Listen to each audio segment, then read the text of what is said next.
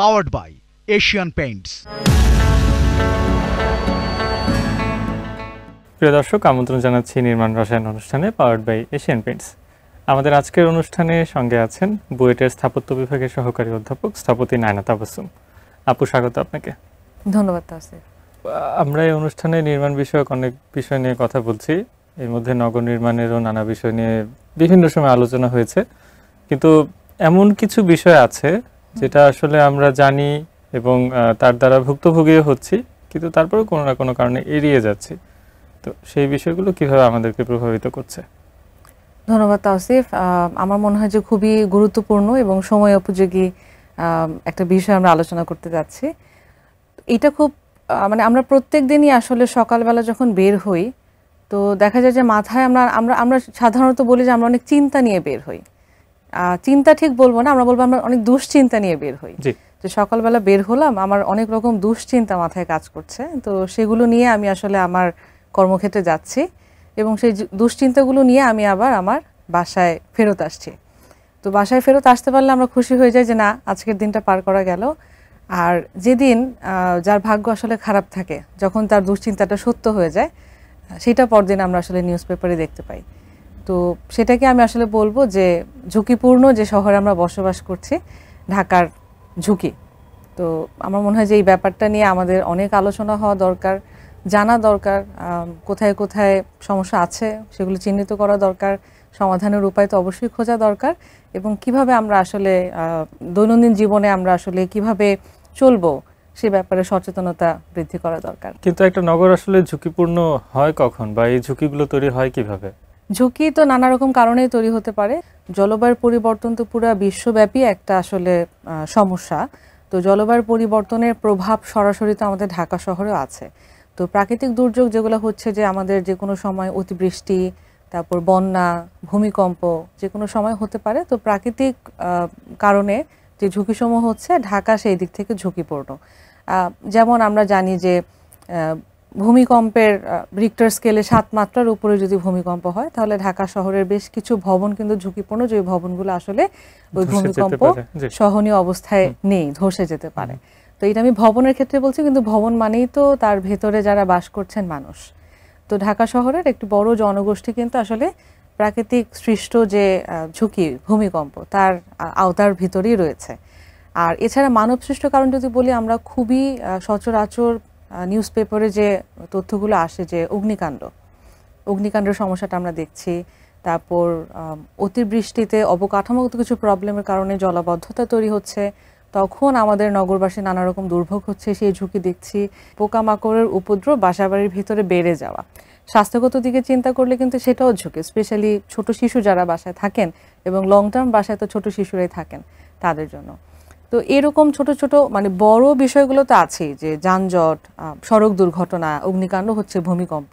কিন্তু আমি যদি আরো সূক্ষ্মভাবে বিশ্লেষণ করি, তখন দেখা যাবে যে প্রত্যেকদিন আমাদের বাসা বাড়ি অথবা আমরা কর্মক্ষেত্রে যেখানে থাকি, তার ভিতরে কিন্তু ছোট ছোট ঝুঁকির সম্মুখীন আমরা হচ্ছি। অগ্নিকাণ্ডের বিষয়গুলো যেমন সংবাদ মাধ্যমে সামনে আসে বিধায় আমরা এই ব্যাপারে অনেকখানি সচেতন। এখন নানান ধরনের পদক্ষেপ আমরা গ্রহণ করছি অগ্নি দুর্ঘটনা প্রতিহত করার জন্য। পাশাপাশি ভূমিকম্প আমরা হয়তো নিয়তির হাতে ছেড়ে দিয়েছি।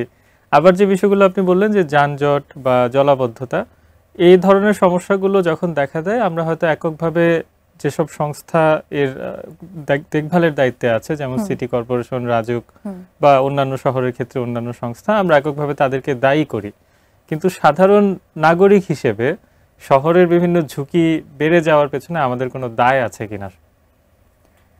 আমার মনে হয় সাধারণ নাগরিক হিসেবে আমাদের দায়টাই বেশি, কারণ কর্তৃপক্ষের কাছ থেকে আপনার অধিকারটুকু আদায় করে নেওয়া, কর্তৃপক্ষের দায়িত্ব হচ্ছে আপনাকে আপনার নাগরিক অধিকারটা প্রদান করা, কিন্তু আপনি আপনার অধিকার সম্পর্কে সচেতন থেকে কর্তৃপক্ষের কাছ থেকে কিভাবে আদায় করে নেবেন, সেই ব্যাপারটা কিন্তু সচেতন নাগরিকের উপরই বর্তায়। এটা 1 নাম্বার। আর 2 নাম্বার যেটা আমরা বলছি, যে মানবসৃষ্ট বিভিন্ন কারণ আমরা বললাম, যে আমরা কিন্তু বলে না যে আমি একটু ব্যাকগ্রাউন্ডে বলি, যে ঢাকা শহরে তো আসলে অনেক সমস্যা, আমরা বিভিন্ন প্রোগ্রাম প্ল্যাটফর্মে শুধু সমস্যার কথা বলি, সমাধানের কথাগুলো নিয়ে এখন হচ্ছে কিন্তু একটু কম বলি। তো আমি বলবো যে অনেক বড় বড় কাজ হওয়া সম্ভব, কিন্তু ছোট পদক্ষেপটা আসলে প্রত্যেকটা নাগরিকের নিজের থেকে শুরু করতে হবে। যেমন আমরা জানি যে সড়ক দুর্ঘটনা একটা সমস্যা, একটা ঝুঁকি। তো এবং আমাদের ঢাকা শহরের সকল রাস্তায় আসলে খুব সঠিক ট্রাফিক নিয়ম কানুন বা ট্রাফিক লাইট এগুলো যে মেনটেন হচ্ছে তা কিন্তু আমরা খুব সচরাচর দেখছি না। বারবার নানা রকম প্রজেক্ট নিচ্ছে গভর্নমেন্টের পক্ষ থেকে, ইমপ্লিমেন্ট হচ্ছে, কিন্তু তারপর আবার মেনটেনেন্সের অভাবে বন্ধ হয়ে যাচ্ছে। সো আপনি নাগরিক হিসেবে আপনার যে সচেতনতাটা, যে সিগন্যাল কিন্তু আসলে দেয় না, ট্রাফিক পুলিশ সিগন্যাল দিচ্ছে। তো আপনি যদি আসলে ঝুঁকি এড়াতে চান, সবার প্রথমে কিন্তু আপনার নিজেকে ঠিক করতে হবে, এবং সেলফ ডিফেন্স নিয়ে যারা আসলে কাজ করে তাদেরও কিন্তু প্রথম স্টেপটা তাদের শেখায় যে সেলফ ডিফেন্সেরও কিন্তু মেইন ইস্যু হচ্ছে যে হাত পায়ের মুভমেন্ট বা ফাইটিং বা মারপিট করা কিন্তু না। সেলফ ডিফেন্সেরও প্রথম সূত্রটা হচ্ছে যে যে জায়গাতে দুর্ঘটনা ঘটতে পারে সেই জায়গাটা এড়িয়ে যাওয়া। তা আমার মনে হয় যে ঢাকা শহরে আমরা এখন যেভাবে বসবাস করছি, কর্তৃপক্ষ তার কাজ করতে থাকুক, কিন্তু সচেতন নাগরিক হিসাবে আমরা আমাদের কাজটুকু করতে থাকি। সো যখন সিগন্যালটা ছাড়া গাড়ি অনবরত চলছে, তার মাঝখানে হঠাৎ করে রাস্তা পারাপার না হই, একদম বেসিক যেটা, যে লাগলে আমি একটু অপেক্ষা করি, যখন সিগন্যাল পড়ছে আমি রাস্তা পারাপার হই। তারপর যেমন প্রাকৃতিক কারণের জলাবদ্ধতা আমরা বললাম, কিন্তু জলাবদ্ধতার একটা বড় কারণও কিন্তু আমাদের যত্রতত্র ময়লা আবর্জনা ফেলা, ঠিকমতো পরিষ্কার পরিচ্ছন্নতা মেনটেন না করা।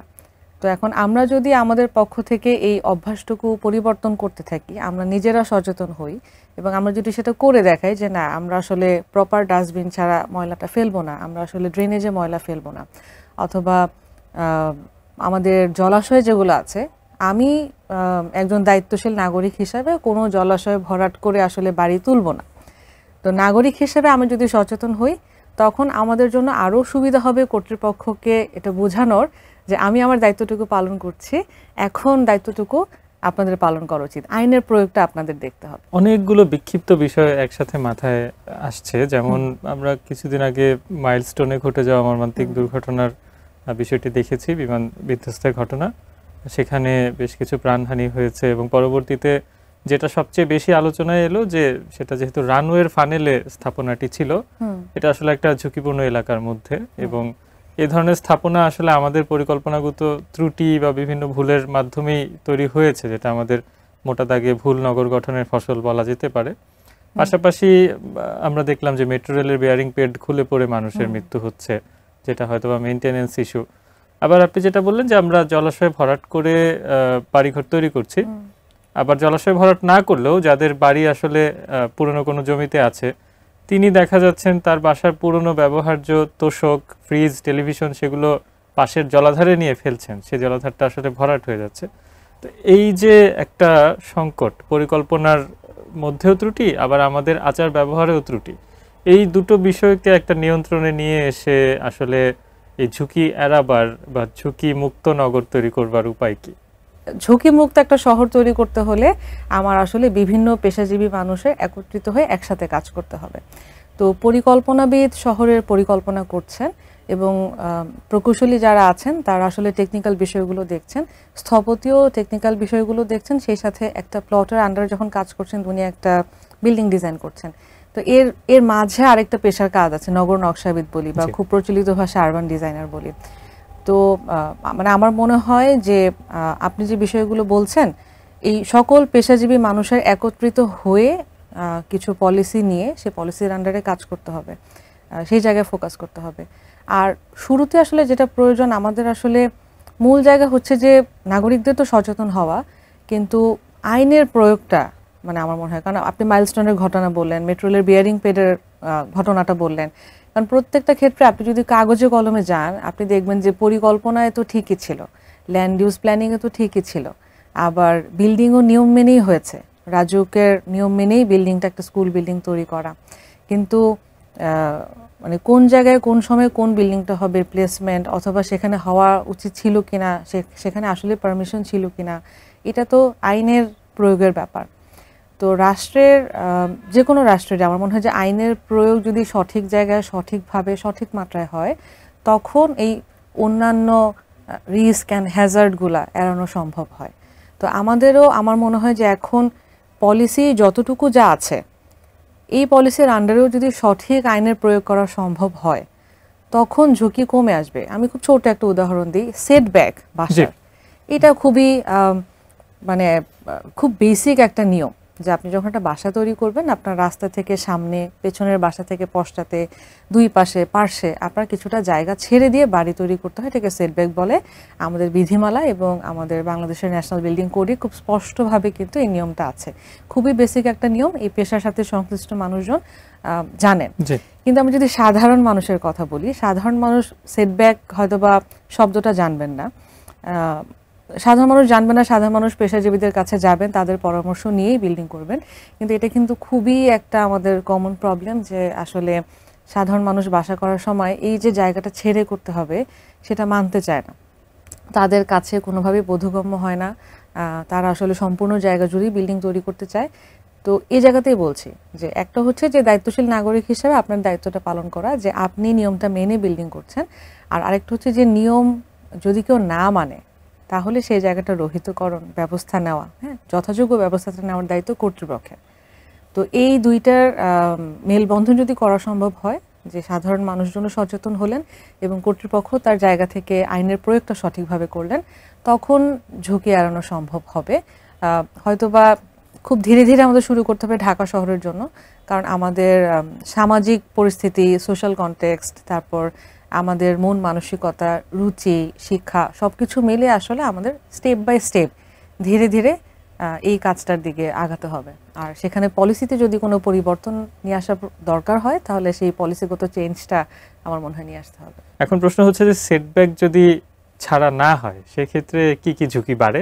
প্রথমে বলি যে সেটব্যাকটা কেন প্রয়োজন। হ্যাঁ, তো একটা বিল্ডিং থেকে আরেকটা বিল্ডিং এর মাঝে মানে ন্যূনতম আলো বাতাস চলাচলের তো একটা ব্যবস্থা থাকা লাগবে। হ্যাঁ, তো বেসিকটা হচ্ছে যে আপনার একটা স্বাস্থ্যসম্মত বাসযোগ্য পরিবেশের জন্যই কিন্তু সেটব্যাকটা প্রয়োজন, একদম প্রথম। তো প্রথম ঝুঁকিটা আমি বলবো যে সেটব্যাক যদি কেউ না ছাড়ে প্রপারলি, আপনার প্রথম ঝুঁকিটাই হবে স্বাস্থ্যগত ঝুঁকি, যে আপনি প্রপারলি আলো বাতাস পাবেন না। তো সেইটা অনেক সময় সরাসরি বোঝা যায় না, কারণ আমরা রোগে পড়লে ভাবি যে আমার খাদ্যাভ্যাসে প্রবলেম, ডাক্তার সমস্যা, ডাক্তার ঠিকমতো চিকিৎসা করছে না, সেটা প্রবলেম। কিন্তু আপনি যে আসলে সঠিকভাবে আলো বাতাস পাবেন এরকম একটা বাসা বানিয়ে থাকছেন না, এটা যে একটা সমস্যা, সেই কারণে আপনি বিভিন্ন রোগে পড়ছেন, সেটা অনেক সময় সরাসরি আমরা খেয়াল করছি না। তো স্বাস্থ্যগত ঝুঁকি বাড়বে, নাম্বার ওয়ান। নাম্বার টু হচ্ছে যে অগ্নিকাণ্ডের ঘটনাগুলো আমরা দেখছি, যে আপনি যদি বিল্ডিংয়ের নিয়ম কানুন সঠিকভাবে না মানেন, এই সেটব্যাকগুলো না ছাড়েন, মানে না ছেড়ে বাসা করেন, তখন এই অগ্নিকাণ্ডের ঘটনার সময় কিন্তু সঠিক ইভাকুয়েশনটা করার প্রয়োজন হয় না, মানে জরুরি নির্গমন যেটাকে আমরা বলি, অথবা ফায়ার সার্ভিস গিয়েও যে আসলে কাজ করবে তখনও কিন্তু সে আসলে সঠিকভাবে একটা জায়গা বা স্থান সংকুলনটা পায় না, যে সে আসলে দ্রুত মানুষজনকে নিরাপদে বের করে নিয়ে আসবে, সিচুয়েশনটা ম্যানেজ করা। শহরের অগ্নি দুর্ঘটনার যে হাল আমরা দেখেছি বিগত সময়ে, সেই প্রেক্ষিতে যদি প্রশ্ন করি আপু, যে আমাদের আসলে অগ্নি নির্বাপনের ক্ষেত্রে বা অগ্নি দুর্ঘটনার ক্ষেত্রে ব্যবস্থাপনা করার সময় আসলে কোন বিষয়টা সবচেয়ে চ্যালেঞ্জ হয়ে দাঁড়ায়? আমাদের আসলে, আমি যদি ফায়ার সার্ভিস ডিপার্টমেন্ট বলি, আমি আসলে এই প্ল্যাটফর্মের সুযোগ নিয়ে তাদেরকে ধন্যবাদই দিতে চাই, যে আমার একটা সুযোগ হয়েছিল ওনাদের একটা ছোট ট্রেনিং করার। তো আমি দেখেছি যে আমাদের ফায়ার সার্ভিস ডিপার্টমেন্টের যে প্ল্যানিং পলিসি, মানে তাদের প্রক্রিয়া কিন্তু একদম ইন্টারন্যাশনাল স্ট্যান্ডার্ডে, আন্তর্জাতিক মানসম্পন্ন স্ট্যান্ডার্ডে আছে। কিন্তু যেটা সমস্যা হয়ে যায়, যেটা আমাদের বিভিন্ন অ্যানালাইসিসে উঠে আসছে, যে আসলে আমাদের রাস্তা, যে ফায়ার সার্ভিসের গাড়িটা আসলে কত দ্রুত যেখানে অগ্নিকাণ্ড ঘটেছে সেখানে পৌঁছাতে পারলো, লজিস্টিক সাপোর্ট, আশেপাশের সাপোর্টগুলো কত দ্রুত পাচ্ছে, সেইটা আমার মনে হয় যে আমাদের এখানে একটা বড় সমস্যা হয়ে দাঁড়ায়। কারণ একটা ছোট রিসার্চ করে দেখা গিয়েছিল যে আমাদের ঢাকা শহরের কোর ঢাকা যেটা আমরা বলছি, অবশ্যই প্ল্যান্ড এরিয়া যেগুলো আছে, আপনি ধানমন্ডি বলেন, বসুন্ধরা, গুলশান, সাউথের দিকে আছে খিলগা, মানে প্ল্যান্ড যে এরিয়াগুলো সেগুলোতে তো আসলে আমরা প্রপার রাস্তা পাচ্ছি, গাড়ি যেতে পারছে। কিন্তু ঢাকার, গ্রেটার ঢাকা বা পুরো ঢাকা শহর যদি আমি বলি, আমাদের তো স্পন্টেনিয়াস এবং আনপ্ল্যান্ড এরিয়ার সংখ্যাই বেশি, এবং আনপ্ল্যান্ড এরিয়ার অনেক জায়গাতেই কিন্তু আসলে 6 মিটার যে মিনিমাম একটা রোড উইথ দরকার সেটা থাকে না। তো এই ফায়ার সার্ভিসের গাড়িটা পৌঁছানো, দমকল বাহিনীর গাড়ি পৌঁছানো, তারপর পানির সোর্স না থাকা, হ্যাঁ, জলাশয় না থাকা, কারণ আমাদের তো রাস্তার নিচে হাইড্রেন্ট এখনো যায়নি, তো পানির সোর্স না থাকা, দমকল বাহিনীর পৌঁছানো, এই দুইটা ইস্যু আমার মনে হয় যে খুব ক্রিটিক্যাল হয়ে দাঁড়ায়। কারণ এটা যদি একটু সহজ করা যেত, আমরা যদি রাস্তাগুলোকে ঠিক করতে পারতাম বা কোনো পলিসির আন্ডারে যদি দমকল বাহিনী ইজিলি যাবে, তাহলে আমার মনে হয় যে মানে ফায়ার সার্ভিস ডিপার্টমেন্টের অনেক সুবিধা হতো। অনেক ধন্যবাদ আপু আমাদের এই অনুষ্ঠানে সময় দেওয়ার জন্য। আপনাকে অনেক ধন্যবাদ আমাকে সুযোগ করে দেওয়ার জন্য কিছু বলার। প্রিয় দর্শক, এই ছিল আমাদের আজকের মূল আলোচনা। আমাদের সকলের অংশগ্রহণ এবং সচেতনতার মাধ্যমে একটি নিরাপদ ও বাসযোগ্য নগরী আমাদের সবার কাম্য। নিচ্ছি ছোট্ট একটা বিরতি, বিরতির পর থাকবে এক্সপার্ট টাইম, সে পর্যন্ত সঙ্গেই থাকুন।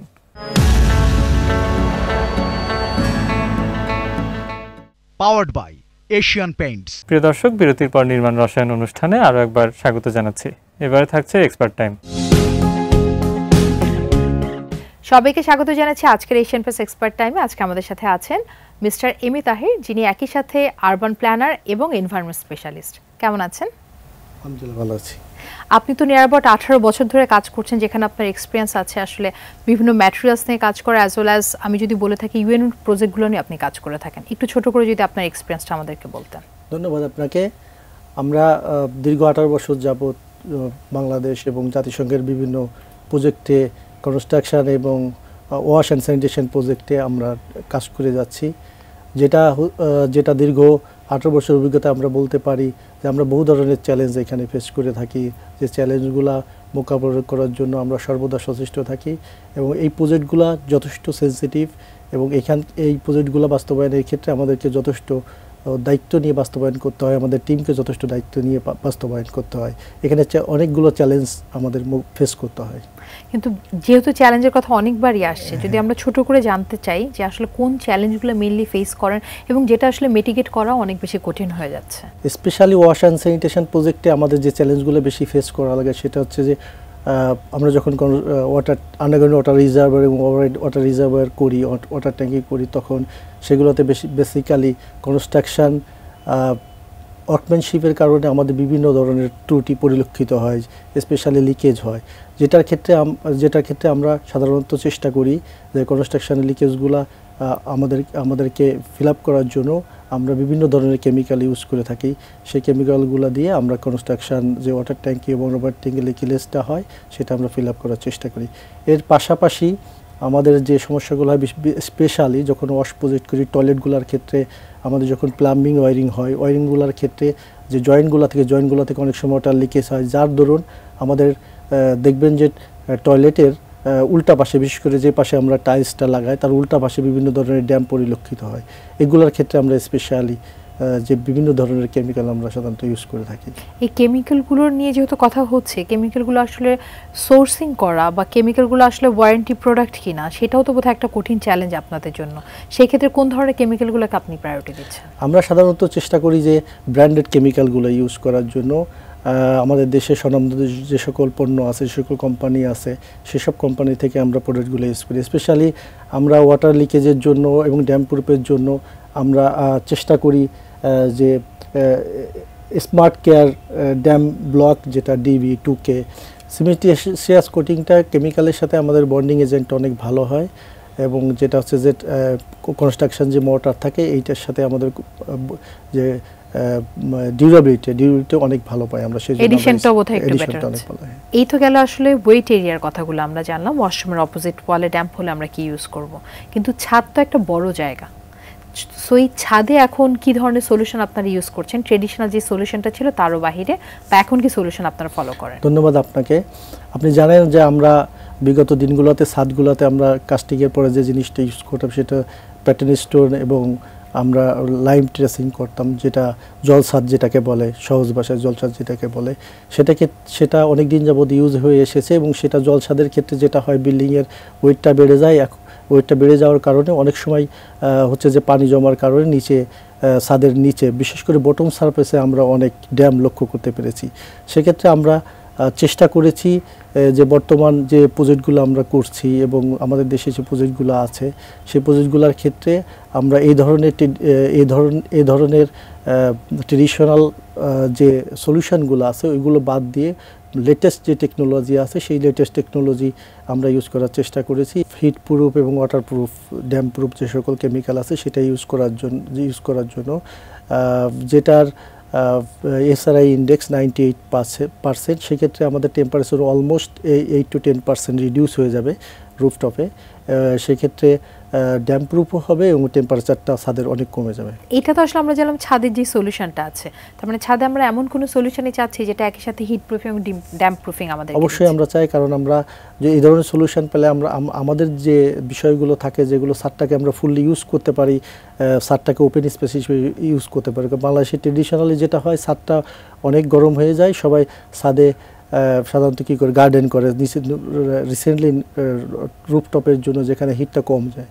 তো সেক্ষেত্রে এই ধরনের কেমিক্যাল আমরা যদি পাই ইউজ করি সেক্ষেত্রে আমরা সবাই অনেক বেনিফিটেড এবং ছাদটাকে প্রপারলি ইউজ করতে পারবো। বিশেষ করে যারা টপ ফ্লোরে থাকে তারা আসলে বেনিফিটটা বেশি বুঝবে। বিশেষ করে যারা টপ ফ্লোরে থাকে তারা তো অবশ্যই, কারণ টপ ফ্লোর ঢাকা শহরে যতগুলো বিল্ডিং আছে টপ ফ্লোর সবচেয়ে কম দাম। রিয়েল এস্টেটের দিক থেকে যদি চিন্তা করা হয় টপ ফ্লোর সাধারণত কেউ কিনতে চায় না জাস্ট ফর হিট এবং ড্যাম। এই বিষয়গুলোকে যদি প্রপারলি সলভ করা যায় তাহলে টপ ফ্লোরটাও প্রপারলি ইউজ করতে পারবে এবং সেক্ষেত্রেও তারা অনেক বেনিফিটেড হতে পারে। থ্যাংক ইউ সো মাচ, আপনি এত ব্যস্ততার মধ্যে আমাদেরকে সময় দিলেন, ধন্যবাদ। ধন্যবাদ আপনাকে। দর্শক, আজকে আমরা আসলে ডিটেইল একটা ডিসকাশন করলাম আমাদের এক্সপার্ট এম.এ. তাহের স্যারের সাথে, এবং আমরা এখান থেকে জানতে পারলাম ছাদের সলিউশন আমরা আসলে কী ধরনের প্রোডাক্ট ইউজ করতে পারি এবং ওয়েট এরিয়া যদি হয় সেই ক্ষেত্রে আমাদের সলিউশনটা কী হতে পারে। আশা রাখছি এই ডিসকাশন আপনাদের ডিসিশন মেকিংয়ে হেল্প করবে।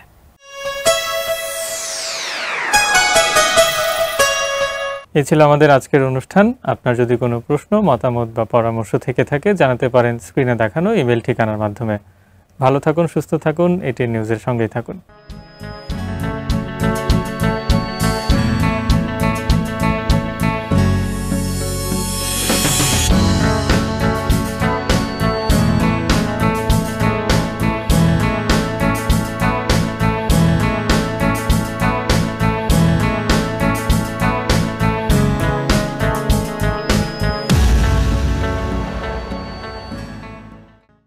Powered by Asian Paints.